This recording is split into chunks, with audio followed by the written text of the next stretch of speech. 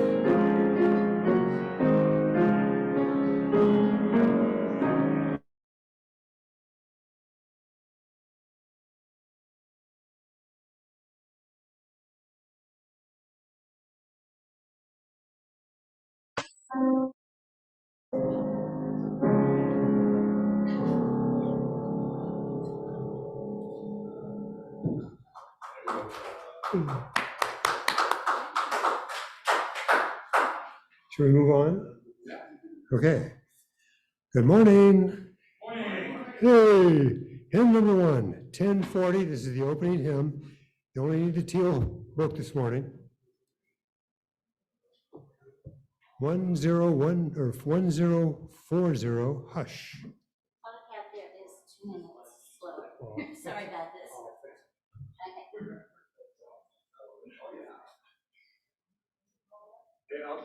This hymn, I'm going to play in one measure. It's not written here. Play it during the introduction, okay? We're not reading it.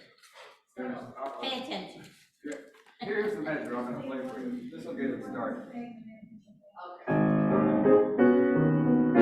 And then you begin, okay? But then I want you to notice there's 5 verses too at the bottom of it there. Okay? Just wanted to know. Yeah, 4 and 5, bottom of the right-hand page. So Okay. here's your one measure, all right? Please stand if you're willing and able.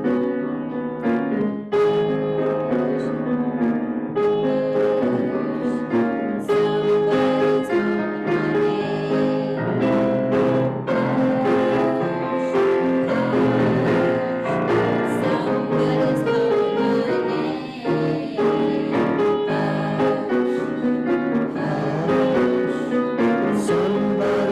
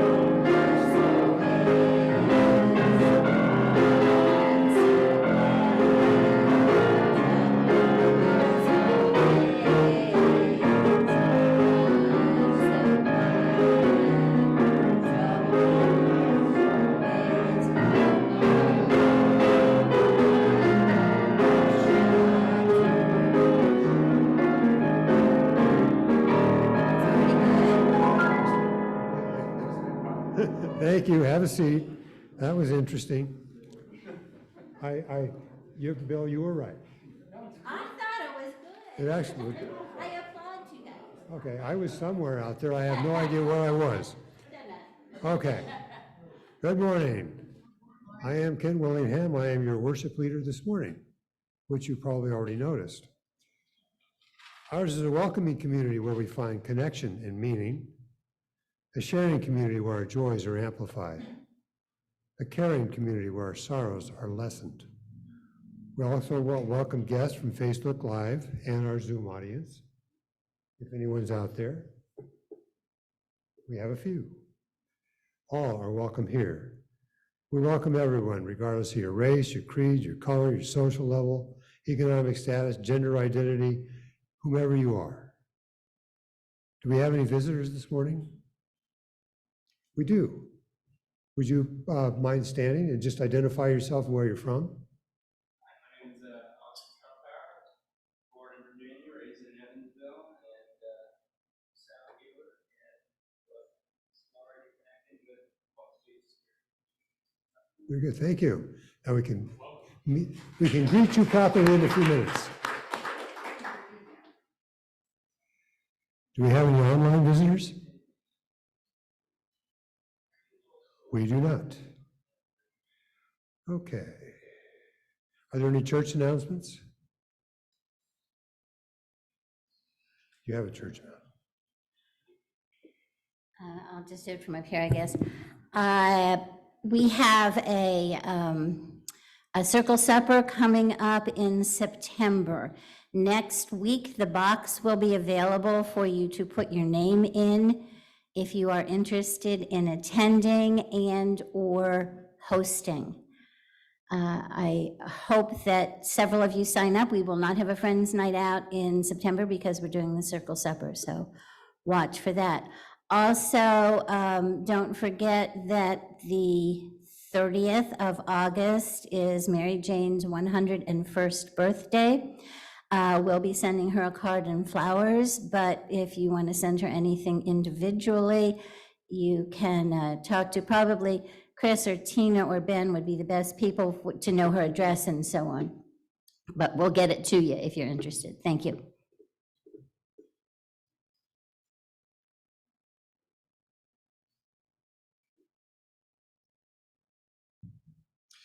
Good morning. I just wanted to remind you all that next week, the Buddhist monks will be here. They're coming at 11 o'clock, and they will do guided meditation or some meditation for between 11 and 12:30, so that's the plan.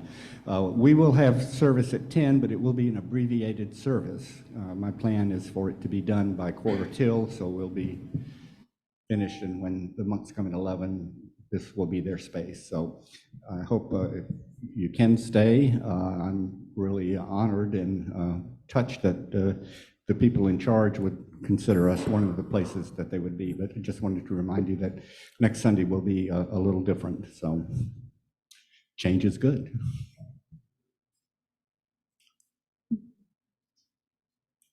Couple of things about today. It's Plate Share Sunday. So anything that's in the plate that's not marked as a pledge will go to our donation for the month. Chris, do you remember who it is? Yes, it's the Spirit Medical Fund for homeless animals. Okay. It's the Spirit Medical Fund for homeless animals. And then second, after service today, the Fall Festival team has brought supplies to do a small demo of what, you want to come? Yeah. So tell us more about it. Yeah, so we're about a month and a half out from the Fall Festival, so it's time to get excited. We have some new menu items this year. We've got two different types of walking pie and also walking s'mores. Everything that we've done this year has sort of been, how do we take steps to make it easier? How do we make it as easy as possible on people who are actually working in the booth? One of those things is doing all of the cooking here. So if you're maybe like, oh, I really just can't be in a hot booth for 4 hours, you can come and help cook. They are really easy recipes. The pie recipes are based around pudding. You don't even have to cook them. Sorry, I was late getting here, so now I'm all out of breath. We also have supply drop-off. So if you can pick the food up here and then drive it down there before the street closes. That's the important part, because then you can just pull right up next to the booth, unload everything, lock it back up, peace out. Last year I did all the cooking and all the supply drop-off, and it was so easy, I can't even tell you. So we do have a little tasting menu for after church. One thing I do have to ask of everyone, one of the things we're wanting to do today is get pictures so that we can put pictures of each item on our signage on the booth. So if you could kind of wait until we get those pictures before you really start digging in so that we can make sure the pictures are really good and pretty, that would be very helpful. So that's it. But we're really hungry after service. Mm. Well, you're just gonna have to wait. Sorry? Okay, so we have the sticky rice that we've had, and we've had it with the traditional mango topping. This year, we're also gonna have pineapple as the topping. We're gonna call it piña colada sticky rice. And because we already have hot fudge in the booth for the walking s'mores, we're also gonna have chocolate smothered sticky rice. And then we have walking s'mores, walking pumpkin pie, and walking peanut butter pie.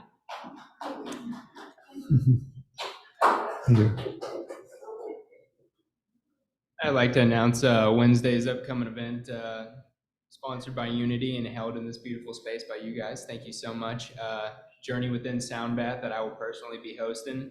I am a certified sound healer. I play the crystal singing bowls, and it's going to be 5 to 10 minutes of the introduction on the science of how sound healing affects and heals and harmonizes the body, followed by a 5-minute guided meditation to align the chakras and connect with the breath, and then a passive sound healing for the remainder of the time for everyone to go within, experience, and know thyself deeper, and just let the resonance flow over. So that'll be Wednesday the 23rd, 6:30 p.m. to 7:30 p.m. And yeah, it's recommended to bring a yoga mat or a blanket. Anything for comfort is key. Temperature changes can happen. Maybe bring a layer or two, but laying down isn't necessary either. Comfort is key. Someone could sit in a chair. The only people I would not recommend attend this are people with pacemakers or insulin pumps or life function devices that these frequencies can interfere with because they are not quite made like the human body and can't vibrate with every harmonious vibe. So yeah, I just want to thank you all for holding space for that, and hope to see you Wednesday. Thank you. I just want to say something real Go fast. ahead. Celeste, they are putting together the compass this week. So if you have pictures of the food you can send in, that might be a good way to get that word out. Okay, thank you. Also, Okay. one other quick addition here. We've had a discussion in the Fall Festival booth the other day, and we're talking about putting a window air unit in the Fall Festival booth. We're making sure that there's enough electricity capacity to run the AC, but it will make it much, much, much more comfortable in there for us.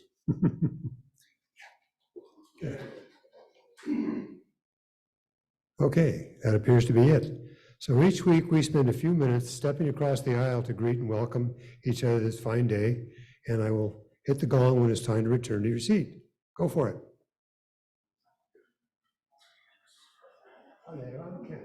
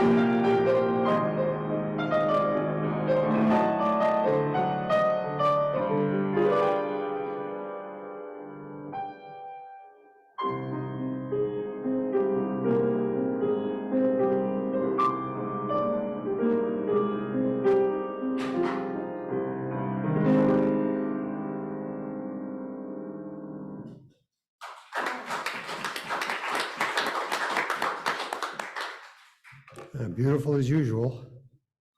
And now we light our chalice, and I have already volunteered someone.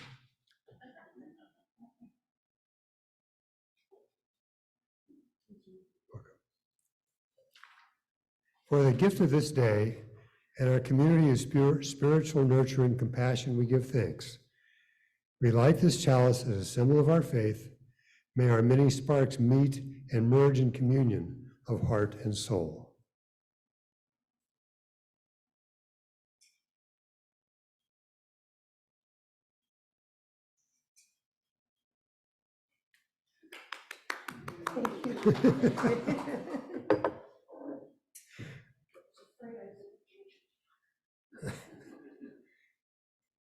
We have fire extinguishers somewhere.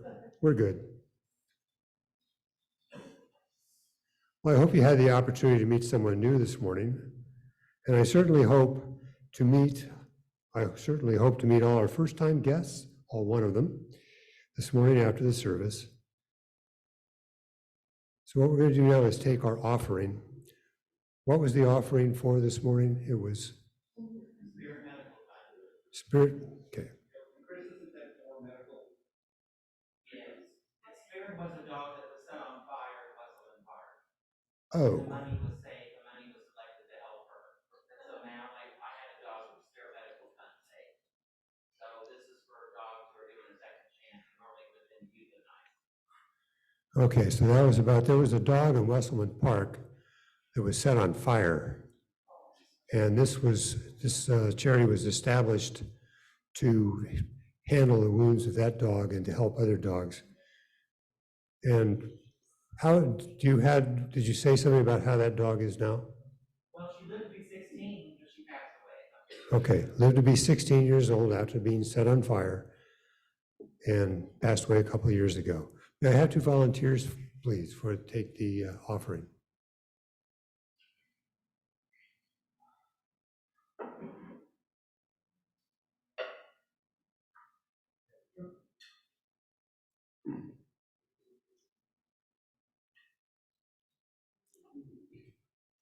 So this congregation is a theologically diverse religious community with membership open to all who are in accordance with our principles, mission, and vision. We are an independent member congregation of the Unitarian Universalist Association, an association of approximately 1,000 congregations in this country and elsewhere in the world. Our congregation is entirely self-governed and financially supported by the voluntary generosity of our members and friends. To this end, let there be an offering to sustain the work of this beloved community.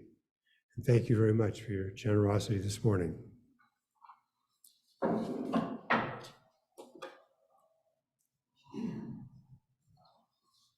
So now it is time for the story for all ages.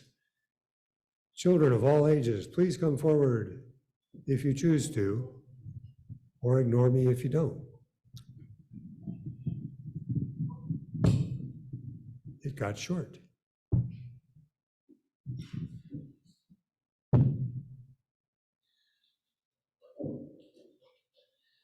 So today's story is The Truth About Grandparents by Alina Ellis.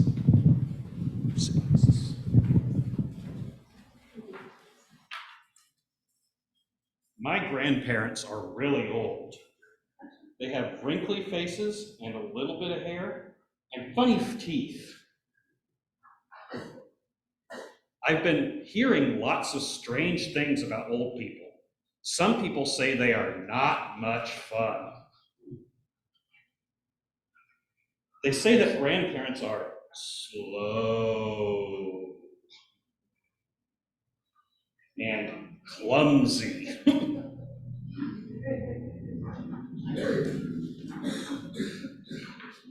Not bendy. Someone told me grandparents are scared of new things. They don't even dance.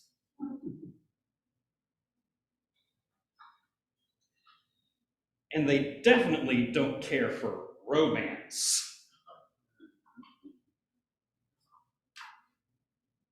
They say that grandparents are quiet and grandparents are not at all adventurous.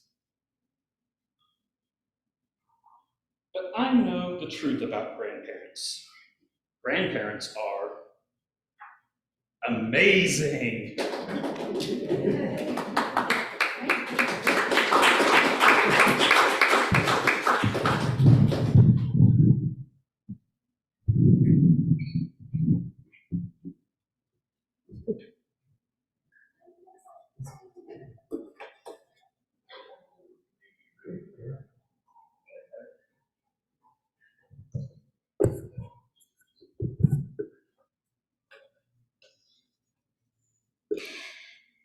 Theodore Seuss Giesel is a gentleman who was born in 1904 in Springfield, Massachusetts. He was raised there. He went to Dartmouth College, where he quickly became the editor of the Jack-O-Lantern, which was the campus magazine for humor. Unfortunately, he got kicked off that office because he was found drinking in his room, and this was during Prohibition. So that was a major offense. However, he did not get kicked out of school, and he continued sending submissions to the magazine under the name of Seuss. Following his time at Dartmouth, he went to Oxford, but dropped out within a year. Or maybe he went to Oxford. Apparently what happened is he told his father that he was awarded a scholarship to Oxford. His father got very excited and had it printed in the paper immediately. But he hadn't really been offered the scholarship. He had only applied for the scholarship. And in the long run, he did not get the scholarship. But his father did send him to London for 3 years. So maybe he went to class for a little while and maybe he did not, I'm not sure, but he was not on campus for more than a year if he was. But he did stay in London for a while and then eventually returned to the United States with the intention of becoming a full-time cartoonist. He was pretty successful at this. He had articles and cartoons in Life magazine, Vanity Fair, Saturday Evening Post. Pretty name-worthy magazines. And then he got a job in advertising. He had a 15-year career in advertising and was very successful at that. When World War II broke out, he found a new sense of patriotism. He worked on developing films for the war effort and for recruitment. He traveled around distributing and showing these films in different places to support the war effort. Was even caught behind enemy lines at one point and had to be rescued. But his political thinking began to develop and change at that point. But let's face it, most of all, he's known for his children's books. He's written so many children's books. This started because he was on contract with the advertising company, and the one area that they did not forbid him to work in outside of advertising, the one writing genre, was children's books. So he decided to give it a try. I think he was very successful about it. Most of us, all of us probably have encountered a Dr. Seuss book. By the way, he was never a doctor of any kind. He just decided to add that. He wrote many, many children's books, and many of us have been affected and inspired by them over the years. As a matter of fact, I was having a conversation with Tina the other day and told her about my first experience with Dr. Seuss. Now, I am old enough that when I was in elementary school, there were no such thing as YA books. They were children's books. Most of us probably had a nice stock of little golden books at home. And there were adult books, but there was nothing in between that I knew of. So one day, I believe I was in 4th grade, I was in my school library, and I discovered a book called If I Ran the Zoo. Ding, ding, ding, ding, ding, ding, ding, ding, ding. I was thrilled. Here was a book that I could relate to, I could laugh at, I could enjoy, I could reread, I could get lots of things out of it. It was available to me from the school library. I could take it home, I could read it. And then I discovered If I Ran the Circus, and my love for books began. Absolutely affected my life. He continues to inspire us. Some of his more famous sayings that have maybe crept into your vocabulary at one time or another. A person is a person, no matter how small. Unless someone like you cares a whole lot, nothing is going to get better. It's not. And take the book, Oh, the Places You'll Go.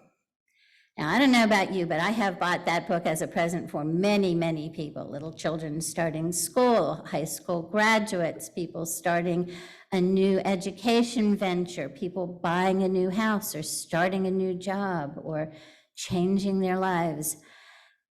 Hopefully it inspires them as much as it inspires me, because I've given a lot of them away. But today we are going to delve a little bit into the mind of Dr. Seuss.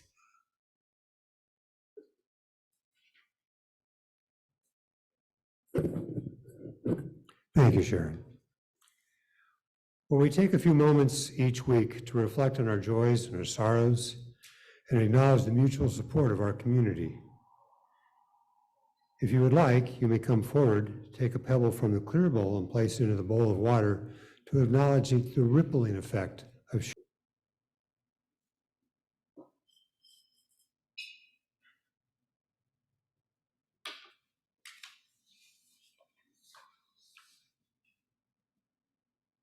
we do a short meditation, or sit quietly. Whatever you do, just feel yourself spread out, become aware of your own inner spirit, or just the energy that you are. We're all much larger than our bodies, taller, deeper, wider on all sides. Go for that for a couple of minutes. When we come out, we will sing Spirit of Life, number 123.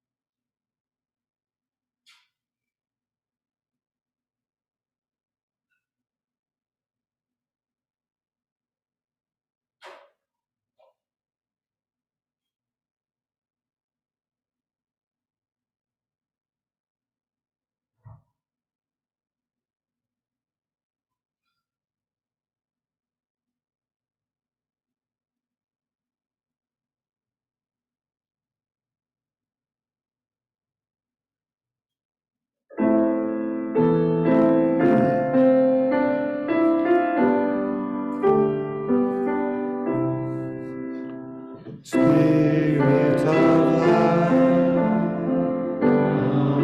come to me. Spirit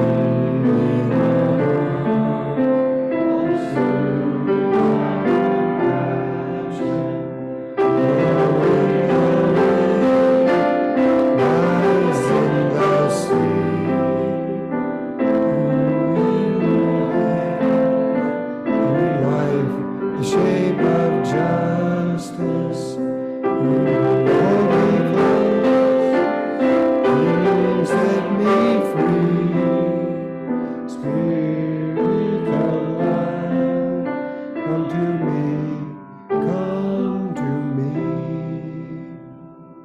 Thank you.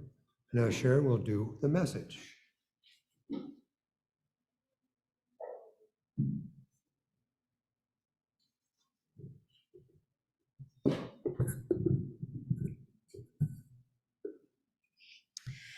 So Dr. Seuss, as we know him, was known to be a liberal and a moralist. He was very much against isolation, and he spread his messages, which he had some very strong and controversial political opinions, through the use of ridicule, satire, wordplay, nonsense words, and wild drawings, which you're all familiar with if anybody's ever opened a Dr. Seuss book. As he aged, like most of us, one of his concerns was the medical system. He was concerned about the cost, the availability, and the impersonalization. One of his famous statements was, "I have a feeling if I can just stay out of hospitals, I might live forever." So now we are going to bring to life for you some of his thoughts on the American medical system. You're only old once by Dr. Seuss. Actors, take your places.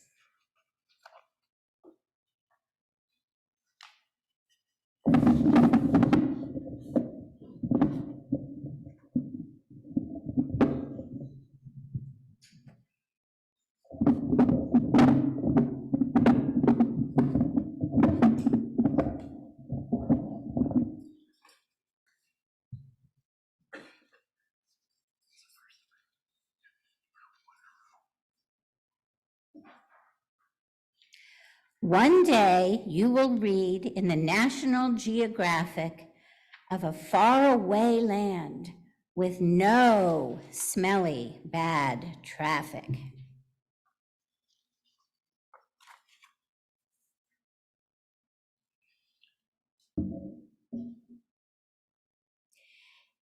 In those green pastured mountains on Fort Fuzzy, everybody feels fine at 103 because the air that they breathe is potassium free. And because they chew nuts from the tut-a-tut tree. Now, this gives strength to their teeth. It gives length to their hair, and they live without doctors and nary a care. And you'll find yourself wishing that you were out there in Fort Fuzzy and not here in this chair in the Golden Years Clinic on Century Square for spleen readjustment and muffler repair. Just why are you here? You're not feeling your best. You've come in for an eyesight insolvency test. Have you any idea how much money these tests are costing you? And if you're the type that gets finicky at this point, you'll try to get out of that clinic, but they will outwit you as quick as a winnick. The quiz docs will catch you. They'll start questionnaring. They'll ask you point blank how all your parts are faring, and your grandfather's parts. And please try to recall if your grandma hurt most in the spring or the fall.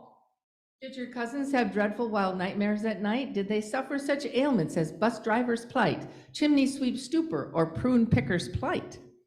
And describe the main cause of your uncle's collapse. Too much alphabet soup? Or martinis, perhaps. And the next thing you know, when you're finished that test, is somehow you've lost both your necktie and vest. And an ogler is ogling your stomach and chest. Your escape plans have melted. You haven't a chance, for the next thing you know, both your socks and your pants and your drawers and your shoes have been lost for the day. The oglers have blossomed like roses in May, and silently, grimly, they ogle away.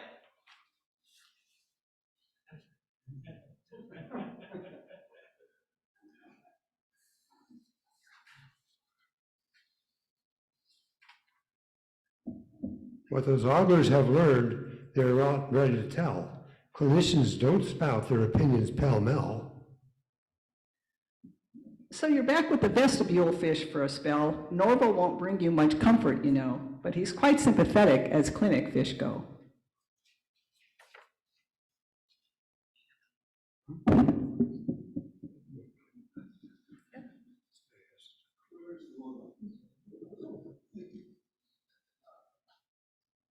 There you'll sit, several hours, growing tenser each second, fearing your fate will be worse than you reckon, until finally Miss Becker, your beckoner, beckons to a booth where the world-renowned earman Von Crandall has perfected a test known as bellows and candle. If the wind from the bellows can't blow out the flame, you failed and you're going to be sorry you came.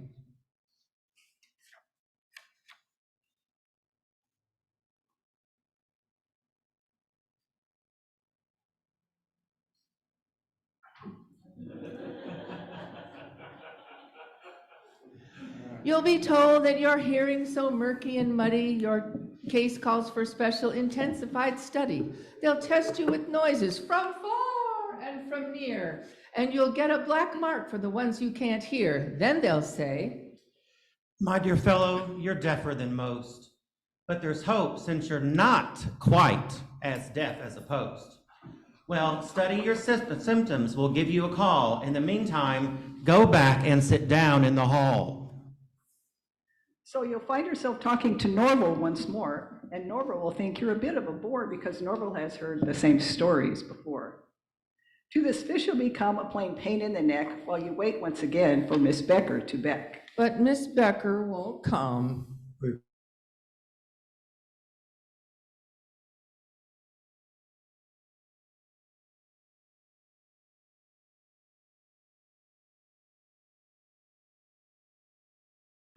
Case. Your clothes arrive. Through thin and through thick. I'll be at your backside.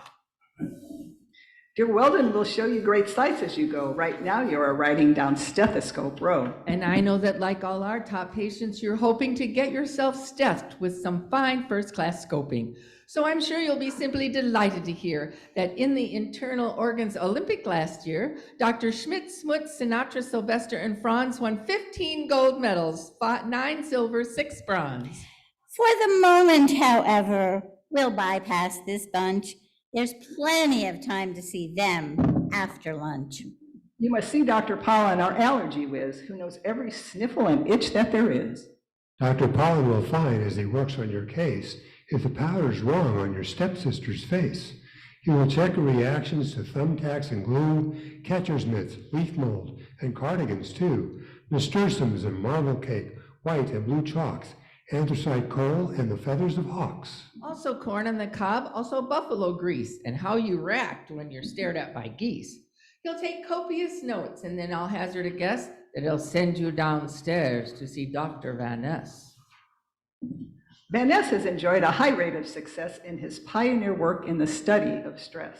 So you can be sure he will stress you a trifle, and then he'll send you round to see Dr. Von Eiffel. Dietitian Von Eiffel controls the woof whiffer, our diet devising computerized sniffer, on which you just simply lie down in repose and sniff at good food as it goes past your nose. From caviar souffle to caribou roast, from pemmican patties to terrapin toast, he'll find out by sniff scan the foods you like most. And when that guy finds out what you like, you can bet it won't be on your diet. From here on, forget it. And into the new wing, we'll see Dr. Spreckles, who does the 3 Fs, footsies, fungus, and freckles. And nextly, we'll drop in on young Dr. Gins, the A and S man who does antrums and shins. And of course, he'll refers to Doctors McGrew and McGuire, McPherson, and Blinn and Ballou, and Timkins and Tompkins, and Diller and Drew, Fitzsimmons, Fitzgerald, and Fitzpatrick too, all of whom will prescribe a prescription for you.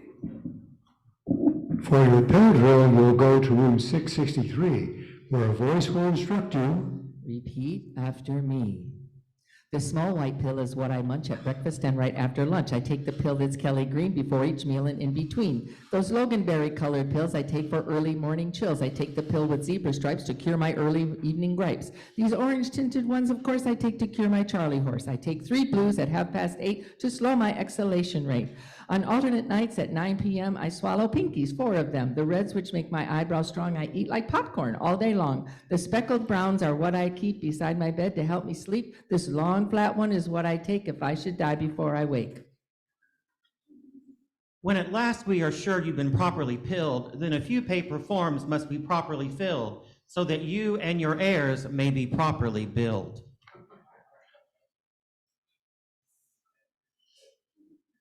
Whereupon, if you're smart, there's a very good chance you'll soon meet again with your socks, coat, and pants.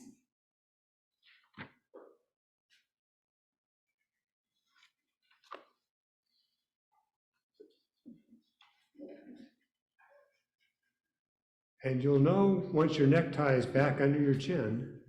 And Norval has waved you Godspeed with his fin. You're in pretty good shape for the shape that you are in.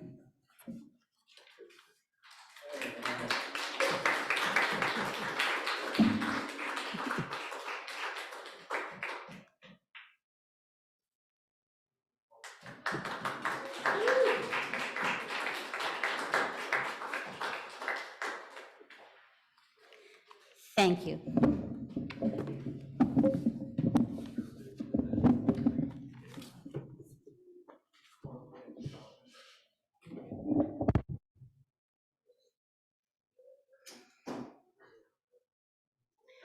Comments or questions? Thank you. There's a ton of information about Dr. Seuss.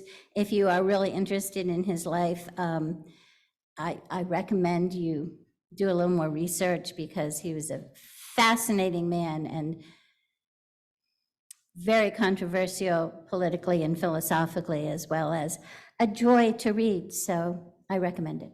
Ben? Is there anyone that fills that void today?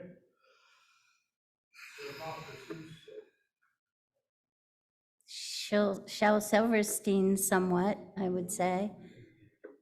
Librarians out there, do you have thoughts on that? Shel Silverstein is kind of amazing too. I was fascinated when I first saw his picture.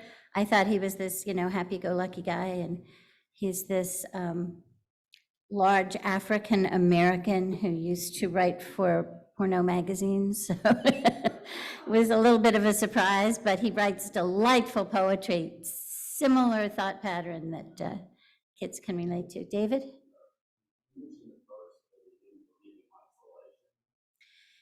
In isolationism, yeah, he actually went through several political changes. Some of his initial articles during World War II were kind of anti-racist things. I mean, racist, I don't mean anti-racist. Not what we would hope that he would be writing, but he eventually believed that he was accused of being a communist because of his thoughts. So I believe his isolation theories were more like we take care of our own first. A couple of his books are really targeted as being political. Horton Hears the Who is about, the little man and how he gets pushed around and that kind of thing. So it was really written with a political undertone. And Yertle the Turtle was apparently written about Hitler. So, Hitler. What I read said Hitler. I don't know. Read it for yourself and decide whether it was, but it was, he had thoughts, and it's worth digging through. Yeah.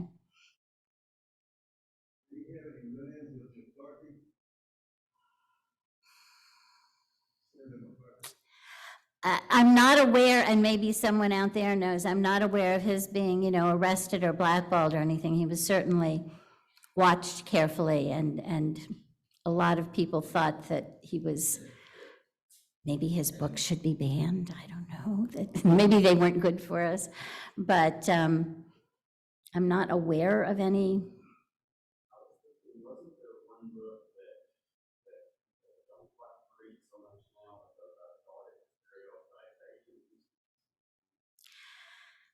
I don't know exactly. I do know that on Mulberry Street, that was his first book. That was in 1937, that it did not go over very well. But that was before he really got into his career. Nancy, go ahead. We have a real librarian here to talk to you. So I do know that the foundation, who is in charge of his works now, pulled 6 books from publication a few years ago because they felt they did not reflect the image they want Dr. Seuss to mean, and that they felt they were all early books, and they felt he had grown past some of those ideas, but it was about stereotypes and some racist and anti-Semitic ideas. But he changed his mind.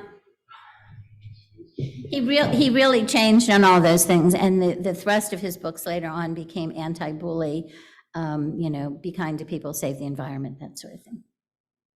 Yes, Austin. I wanted to share that, whenever you said Dr. Seuss is very controversial to a lot of people, I've found, and more often than not in my own personal journey, that those who are controversial are pioneers for change, going against the norm and putting things out in a way that makes people uncomfortable so that they're forced to look at what's wrong with the situation, like Jesus, like Buddha, like Dr. Seuss, like so many other great teachers, large and small, who just come and say, hey, look at it this way. And they can shake people up, and I think that's where the controversy comes in, trying to fit a mold, an idea. Right. And that's true of literature and of theater and of visual arts. Anything that makes you a little uncomfortable. Some people don't like it. It's working. Yeah, you might want to say a little bit about what the question was, because nobody online can hear it. Yeah, that's why you use a mic, is because the people online cannot hear you. Okay. I understand. Okay, the essence of what he was saying was that, when literature and books and things make you uncomfortable, that can be the start of change. It gives you an opportunity to look at things from a different perspective, and it makes you uncomfortable. Maybe it's time to think about it, because it could be the beginnings of a change in your thinking and a change in our society. So thank you. Marcia.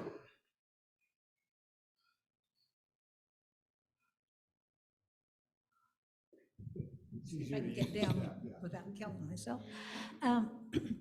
The title for today, We're Only Old Once, sounded like a celebration statement to me. But one of the really great things about getting older is you've had more experiences, and we do change our minds because we've been challenged. We've just had a bigger experience. When you grow up in a little town with your little family and your little church or whatever, that's what you believe, that's what you know. And so the longer we get to live, we have more opportunity to change. And I think that's a real thing to celebrate and enjoy. So I loved the title, and this was a fun show today. Thank you. Glad you enjoyed it. Arden. I just want to say, I'm the mother of one boy who was very verbal early. At the age of 1, he had an 18-word vocabulary. And he's always been delighted with language. And just on a lighter note, Dr. Seuss was a sheer joy for him. We used to get more giggles with us out of Dr. Seuss's goofy language. And it was just fun. She was saying that when her son was little, he was very verbal, and they loved Dr. Seuss. They loved to read it together. So I do have a comment. What I would like to do is to thank Sharon. She directed the play, put it together, came up with the idea, did the whole thing.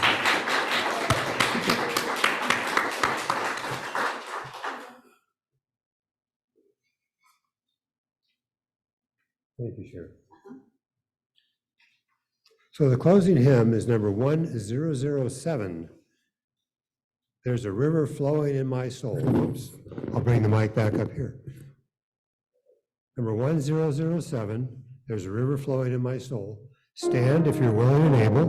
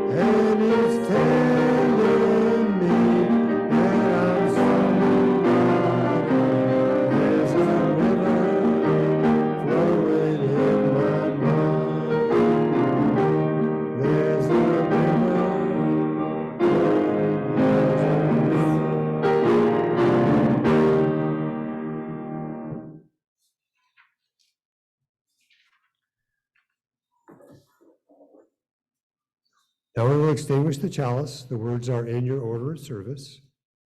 We extinguish this flame, but not the light of truth.